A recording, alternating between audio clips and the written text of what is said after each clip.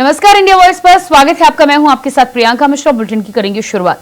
छत्तीसगढ़ के विधानसभा सत्र के तीसरे दिन कांग्रेस विधानसभा का घेराव करने के लिए निकले। दरअसल कांग्रेसी प्रदेश में बीजेपी सरकार के आने के बाद से ही कानून व्यवस्था बिगाड़ने का आरोप लगा रहे थे। बारिश के बीच कांग्रेस के कई बड़े दिग्गज नेताओं और कार्यकर्ताओं ने राज्य सरकार के खिलाफ जमकर प्रदर्शन किया है। तो वहीं कानून व्यवस्था को तोड़ते नजर आए राजधानी के प्रथम नागरिक कहे जाने वाले रायपुर नगर निगम के मेयर एजाज ढेबर का पुलिस कर्मियों के साथ गाली गलौज और हाथापाई करते हुए वीडियो सामने आया है। दरअसल विधानसभा घेराव करने के लिए निकले कांग्रेसियों को रोकने के लिए प्रशासन ने कड़ी सुरक्षा के इंतजाम किए थे। जब प्रदर्शनकारी सुरक्षा घेरा पार करने की कोशिश कर रहे थे, उसी दौरान ये वाकया देखने को मिला।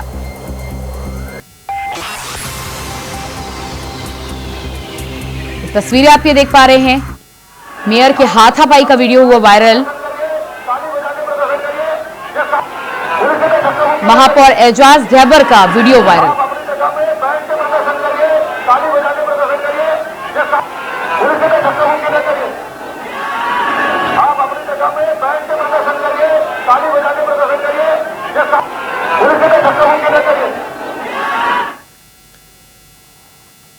समाजवादी पार्टी चीफ अखिलेश यादव दिल्ली जा चुके हैं। वहीं लोकसभा में काफी एक्टिव हैं और अपने भाषणों से बीजेपी सरकार पर हमलावर भी। इसी बीच सवाल ये भी है कि उत्तर प्रदेश विधानसभा में अखिलेश यादव किसे नेता प्रतिपक्ष बनाएंगे। आपको बता दें कि लोकसभा चुनाव से पहले अखिलेश यादव ही यूपी विधानसभा में नेता प्रतिपक्ष थे और उनका विधानसभा में सीएम योगी आदित्यनाथ से सामना होता था। मगर अब जब अखिलेश दिल्ली में है तो अखिलेश और सपा के लिए काफी अहम है कि यूपी विधानसभा में सीएम योगी के सामने नेता प्रतिपक्ष किसे बनाया जाए। दरअसल ऐसे कई सवाल हैं जो इस समय यूपी के सियासी हलकों में हैं। समाजवादी पार्टी किस नेता को नेता प्रतिपक्ष बनाएगी? क्या नेता प्रतिपक्ष का चेहरा 2027 विधानसभा चुनाव को देखकर बनाया जाएगा या नेता प्रतिपक्ष में भी परिवार का दबाव अखिलेश के ऊपर हावी रहेगा? माना यह भी जा रहा है कि अखिलेश यादव एक बार फिर अपने विजयी समीकरण पीडीए यानी पिछड़ा दलित अल्पसंख्यक के फॉर्मूले को अपना सकते हैं। चर्चा है कि अखिलेश यादव अपनी जगह किसी दलित चेहरे को नेता विपक्ष चुन सकते हैं। अखिलेश यादव 2027 चुनाव को देखते हुए नेता विपक्ष का चेहरा चुनना चाहते हैं, मगर माना जा रहा है कि उनकी इस राह में उनके चाचा और सपा के कद्दावर नेता शिवपाल सिंह यादव की महत्वाकांक्षाएं बीच में आ सकती हैं।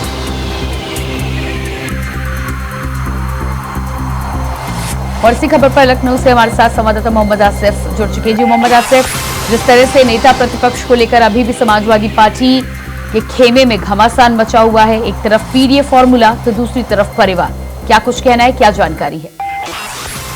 ये बिल्कुल प्रियंका, जिस तरह से 29 जुलाई को विधानसभा का मानसून सत्र शुरू होना है और इसके ठीक पहले अभी तक सपा ने नेता प्रतिपक्ष के नाम का ऐलान नहीं किया। अगर नाम की बात करें तो इंजीत सरोज, शिवपाल यादव समेत कई ऐसे नाम सुर्खियों में चल रहे हैं। इसमें राम अचल राजभर का भी नाम चल रहा है। लेकिन जिस तरह से अगर बात करें इंजीत सरोज की, तो इंजीत सरोज ने जो है सूत्रों के मुताबिक इंजीत सरोज ने नेता प्रतिपक्ष बनने से मना कर दिया है। और अगर बात करें शिवपाल यादव की, तो शिवपाल यादव तो अगर बनते हैं तो पीडीए फार्मूला पर कहीं ना कहीं चोट पहुंचेगी, क्योंकि लाल बिहारी यादव को जो है विधान परिषद का नेता प्रतिपक्ष अखिलेश यादव ने चुन लिया है। अब बात अगर करें राम अचल राजभर की, तो राम अचल राजभर और कमाल अख्तर ऐसे दो नाम है जिसको लेकर अब सियासत भी तेज हो गई है और सूत्रों का दावा है कि अखिलेश यादव इन नामों को लेकर मंथन भी कर रहे हैं। और कहा यह भी जा रहा है कि शनिवार को एक बैठक अखिलेश यादव ने बुलाई है विधायकों की, और विधायकों से राजकुमारी के बाद ही अखिलेश यादव नेता प्रतिपक्ष के नाम पर मुहर लगाएगी। लेकिन जो पेच फंसा हुआ है प्रियंका, शिवपाल यादव का नाम लिया गया तो शिवपाल यादव कहीं न कहीं पूरी तरह से साइडलाइन हो चुके हैं और इसके पीछे भी कहीं न कहीं अंतर कला की बू भी आती है, क्योंकि जिस तरह से शिवपाल यादव को लोकसभा चुनाव में कहीं न कहीं साइडलाइन किया गया था, नेता प्रतिपक्ष का नंबर आया तो यहाँ भी साइडलाइन करने की पूरी कोशिश की गई है। और बात करें शिवपाल यादव की, तो शिवपाल यादव से अखिलेश का जो आंकड़ा है 36 का, सूत्रों का यह दावा है कि 2022 में जब सपा प्रमुख अखिलेश यादव यानी कि अखिलेश यादव मुख्यमंत्री बने थे, तब भी शिवपाल यादव और उनका जो खेमा था, उनका जो नेता थे, लगातार विरोध किया था। और शायद यही अदावत अब भी देखने को मिल रहा है। लोकसभा चुनाव में भले ही शिवपाल यादव एक मंच पर नजर आए, लेकिन जो अंतर कला है, जो अदावत है, यह माना जा सकता है कि शिवपाल यादव और अखिलेश के बीच कम नहीं हुई। अगर शिवपाल यादव को नेता प्रतिपक्ष घोषित भी किया जाता है तो फिर ये फार्मूले में पेश पड़ जाएगा, क्योंकि जिस तरह से पीडीए को लेकर समाजवादी पार्टी का जोश पूरी तरह आई है। और ऐसे में अगर यादव बिरादरी के यानी कि शिवपाल यादव को चुनते हैं तो यादव परस्ती का भी बड़ा आरोप लग सकता है।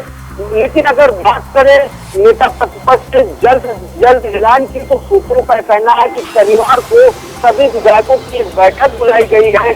अखिलेश यादव सबसे रायशुमारी करेंगे, फिर उसके बाद सिंह जी सरोज, शिवपाल यादव या फिर राम अचल राजभर के नाम का ऐलान हो सकेगा। जी बिल्कुल। तो जिस तरह से कई नाम आगे चल रहे हैं, इंद्रजीत सरोज को लेकर जानकारी ये भी सामने आई थी कि स्वास्थ्य का हवाला देकर अपना नाम उन्होंने रेस से बाहर कर लिया है। इसको लेकर क्या कुछ जानकारी है? दूसरी बात, अभी तक सपा सुप्रीमो के फैसले का इंतजार किया जा रहा था, लेकिन अब क्योंकि विधायकों के साथ रायशुमारी की जाएगी, तो क्या इस पूरे मामले में पीडीए को लेकर जो बातचीत चल रही थी उसको लेकर चांसेस ज्यादा बढ़ते हुए नजर आ रहे हैं? जी बिल्कुल प्रियंका, बात करें अगर इंद्रजीत सरोज की, तो इंद्रजीत सरोज अगर नेता प्रतिपक्ष बनते हैं तो पीडीए फार्मूला सही मायने में सेट होगा। लेकिन जो सूत्रों के हवाले से जो सूत्रों का दावा है कि इंद्रजीत सरोज ने यह पद लेने से साफ साफ मना कर दिया है और साफ तौर पर अखिलेश यादव को यह कह दिया है कि उनकी तबीयत ठीक नहीं रहती और यह इतनी बड़ी जिम्मेदारी नहीं निभा पाएंगे। अगर शिवपाल यादव के नाम की बात करें तो शिवपाल यादव बनते हैं तो समाजवादी पार्टी पर यादव परस्ती और परिवारवाद का बड़ा आरोप लग सकता है। अब बचे हैं राम अचल राजभर। अगर राम अचल राजभर को नेता प्रतिपक्ष बनाया जाता है तो कहीं न कहीं राम अचल राजभर के नाम को लेकर जो पीडीए फार्मूला और जो पीडीए का ढिंढोरा पीटा जा रहा है, इस पर एक बड़ा प्रश्न चिन्ह लग सकता है, क्योंकि विधान परिषद में भी नेता प्रतिपक्ष यादव है। अगर नेता प्रतिपक्ष अगर यहाँ पर जो है विधानसभा की बात करें तो राम अचल राजभर को बनाया जाता तो कहीं न कहीं जो पीडीए का डी है पूरी तरह से गायब नजर आएगा। हालांकि अब जिस तरह से सपा प्रमुख अखिलेश यादव दिल्ली की सियासत में पूरी तरह से मसरूफ है, लेकिन वह यह भी चाहते हैं कि यूपी में जो उनकी सियासत है जिंदा रहे, साथ ही साथ महंगाई और अन्य मुद्दों को लेकर सरकार को घेर सके और साथ ही साथ सरकार के हर सवालों का जवाब भी हाजिर जवाब हो सके, ऐसे नेता की तलाश है। लेकिन अब जो समाजवादी पार्टी के सामने परिस्थिति बनी है, यह कहीं न कहीं न उगलने वाली और न निगलने वाली दिखाई दे रही है। जी प्रियंका। जी बिल्कुल मोहम्मद आसिफ, तो जिस तरह से लगातार अब नेता प्रतिपक्ष को लेकर घमासान छड़ा हुआ है, जानकारी तो ये भी आ रही थी कि अगले कुछ ही घंटों में इस बात को लेकर फैसला आ जाएगा। विधायक दल से बैठक की अब आप बात कर रहे हैं, रायशुमारी की बात कर रहे हैं, देखना ही होगा कि कितनी जल्दी ये फैसला समाजवादी पार्टी की तरफ से निकल कर सामने आता है। मोहम्मद आसिफ, इस तमाम जानकारी के लिए बहुत बहुत शुक्रिया आपका।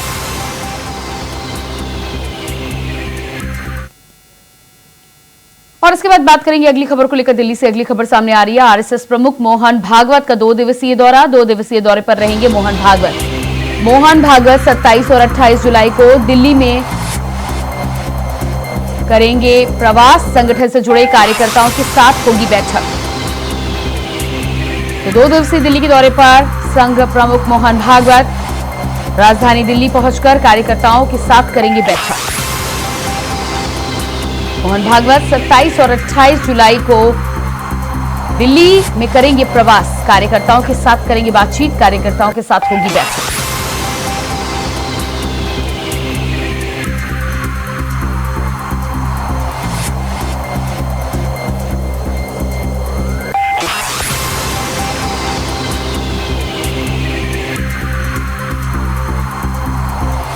और इसी खबर पर हमारे साथ दिल्ली से संवाददाता अजय चौहान लाइव जुड़ चुके हैं। जी अजय, संघ प्रमुख मोहन भागवत जिस तरह से 2 दिवसीय दिल्ली के दौरे पर पहुंच रहे हैं, कार्यकर्ताओं के साथ मुलाकात करेंगे, बैठक करेंगे, क्या कुछ खास एजेंडा है? बिल्कुल बता दें, जिस तरह से लंबे समय के बाद कहीं न कहीं जो मोहन भागवत दिल्ली पहुंचकर वो अपने जो सहयोगी हैं, जो उनका संघ के साथ के लोग हैं, उनके साथ एक बैठक करेंगे, क्योंकि लगातार कहीं न कहीं चुनावों के बाद लंबा दौरा रहा है और देखना ये होगा कि आखिरकार जिस तरह से मोहन भागवत लगातार हिंदू राष्ट्र की बात करते थे, आगे की जो रणनीति है 30 साल के आज की बात कही थी कि हिंदू राष्ट्र बनाया जाएगा, लेकिन ऐसे में कई अहम भूमिकाएं निभाने वाली बात है, क्योंकि संघ सबसे पहले वहीं बीजेपी ने भी कई ऐसे सवाल खड़े करे थे कि आखिर जब तक संघ है, जब बीजेपी है, तो लगातार इस सवाल को देखना ये होगा कि जब मोहन भागवत दिल्ली पहुंचेंगे और 2 दिन के जो दौरा उनका रहेगा वो अहम भूमिका में रहेगा और किसी से मुलाकात करेंगे और अभी इस पर नहीं हुआ है। लेकिन ये जरूर है कि जिस तरह से मोहन भागवत दिल्ली पहुंचे, कहीं न कहीं बड़ा एक फैसला लिया सकता है और बड़े बड़े हो सकता है प्रधानमंत्री नरेंद्र मोदी या जेपी नड्डा से या फिर गृह मंत्री से मुलाकात हो सकती है। जी बिल्कुल, तो दिग्गज नेताओं से मुलाकात हो सकती है, कार्यकर्ताओं के साथ भी करेंगी बैठक। कहीं ना कहीं जिस तरह से 24 के चुनाव में थोड़ी बहुत तल्खी देखी गई थी, तो क्या लग रहा है कि दिल्ली में तमाम नेताओं और कार्यकर्ताओं से बात कर कहीं न कहीं उस खाई को भरने का काम किया जा रहा है आने वाले समय में?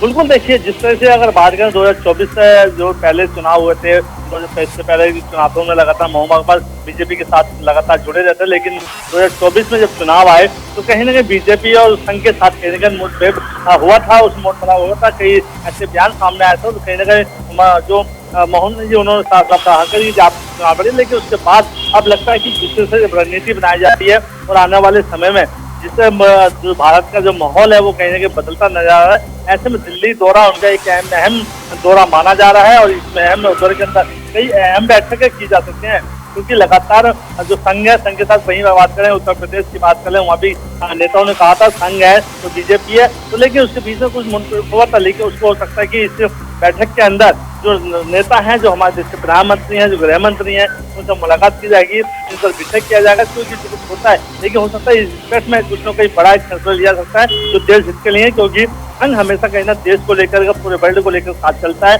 कि देश है तो सब कुछ है, तो ऐसे में कहीं ना जो भूमिका निभाने वाली है मोहन भागवत जो लगातार इस दौरे पर है, ये सबसे ज्यादा निगाहें सभी की इस पर टिकी है कि आखिरकार दिल्ली जब दौरा रहेगा तो मोहन भागवत से मुलाकात है, उसका एक नया फैसला माहौल लग सकती है। जी बिल्कुल, जानकारी के लिए बहुत शुक्रिया आपका। बुलेटिन में फिलहाल रुकते एक छोटे से ब्रेक के लिए, फौरन वापस लौटते हैं। ब्रेक के बाद बात करेंगे अगली खबर को लेकर। मथुरा से अगली खबर सामने आ रही है। मथुरा में इंडिया वॉइस की खबर का दिखा असर। मंगलवार की रात भीषण गर्मी में विद्युत आपूर्ति बाधित रहने से लोगों में आक्रोश फैल गया और उसके बाद पूरे दिन और देर रात तक विद्युत आपूर्ति बाधित रही। बुधवार को इंडिया वॉइस ने इस खबर को प्रमुखता से दिखाया था, जिसके बाद अब मुख्य अभियंता एसके जैन ने एसडीओ व जेई से स्पष्टीकरण मांगा है और आदेश दिए हैं कि अब ऐसा कोई काम नहीं किया जाएगा जिसमें ज्यादा समय लगे और लोगों को परेशानी का सामना करना पड़े। जितने समय का शटडाउन लगाया गया है, यदि उतने समय में काम पूरा नहीं होता है तो इसकी जिम्मेदारी क्षेत्रीय अधिशासी अभियंता की है।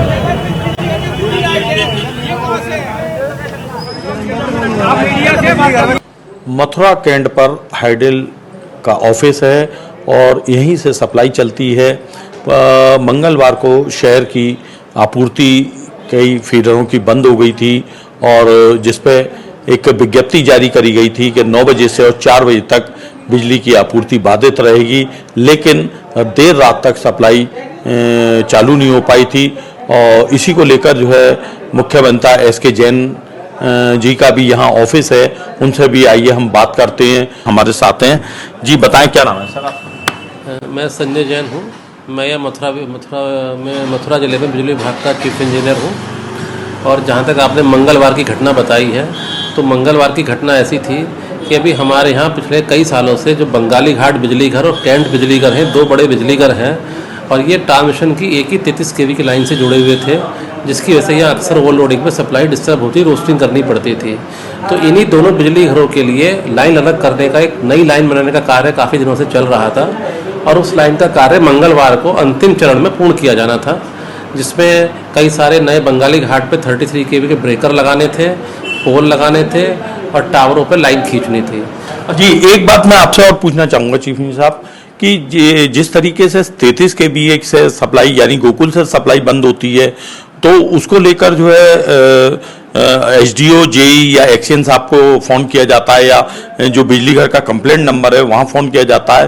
तो जो सीयूजी नंबर है वो अक्सर बंद पाए जाते हैं, उस पर आपने क्या कार्रवाई की? इसमें सभी को लिखित रूप से एक आदेश कर दिया गया है कि सभी जेई और एसडीओ आज से सभी लोग अपने सीयूजी नंबर उठाएंगे, और एक यहाँ कैंट एरिया में एक कंट्रोल रूम बना दिया गया है। उस कंट्रोल रूम में 8-8 घंटे की शिफ्ट में हर आदमी तैनात रहेगा।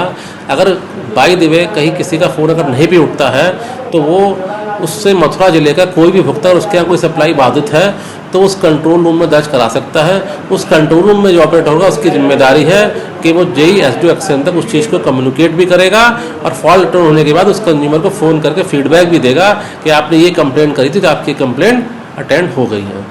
मंगलवार को जो घटना हुई थी उस घटना में काफ़ी लोग में रोष था, और यहाँ पर जो है सैकड़ों की संख्या में लोग इकट्ठा हुए थे और जाम लगाने की भी उसमें कोशिश करी थी।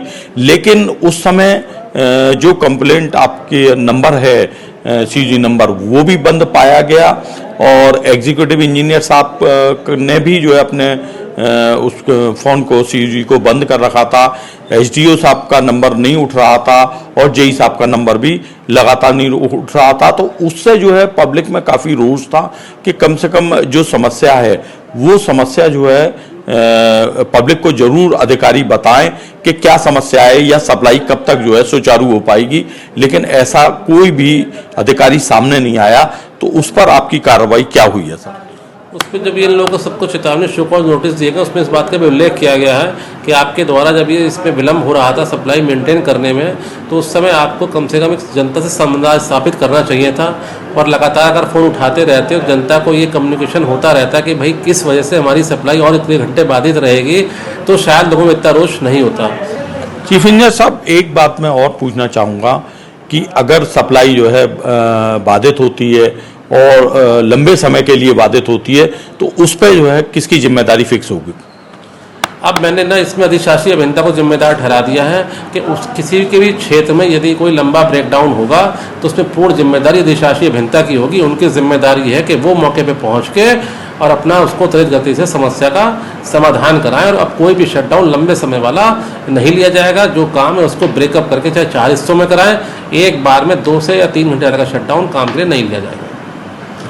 देखिए, चीफ इंजीनियर साहब का बहुत बहुत धन्यवाद कि हमसे इंडिया वॉइस से बात करी और सारी चीज़ बताई कि किस तरीके से जो है बिजली को सुचारू किया जा रहा है, किस तरीके से तीनों डिवीज़न में काम हो रहे हैं। जनता में अच्छा संदेश जाएगा और जनता को बिजली भी सुचारू रूप से मिल सकेगी। सपा प्रमुख अखिलेश यादव ने फुटपाथ पर पड़े मरीज का वीडियो शेयर करते हुए बीजेपी पर निशाना साधा है। अखिलेश यादव ने एक्स पर लिखा है, उत्तर प्रदेश में स्वास्थ्य व्यवस्था फुटपाथ पर, और कुछ नहीं कहना क्योंकि बाकी सब ये तस्वीर खुद कह रही है। अखिलेश ने आगे लिखा, बीजेपी वाले समझ लें अपनी कुर्सी बचाने का बड़ा काम जनता की जान बचाना है।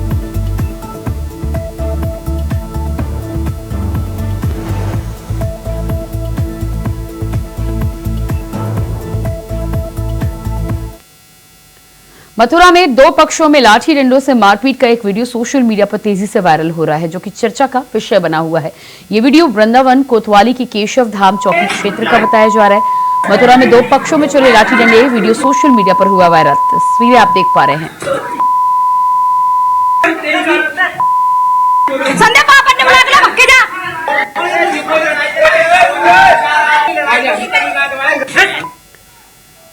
और इसी के साथ फिलहाल इस बुलेटिन में इतने। खबरों के लिए बने रहिए इंडिया वॉइस के साथ। नमस्कार।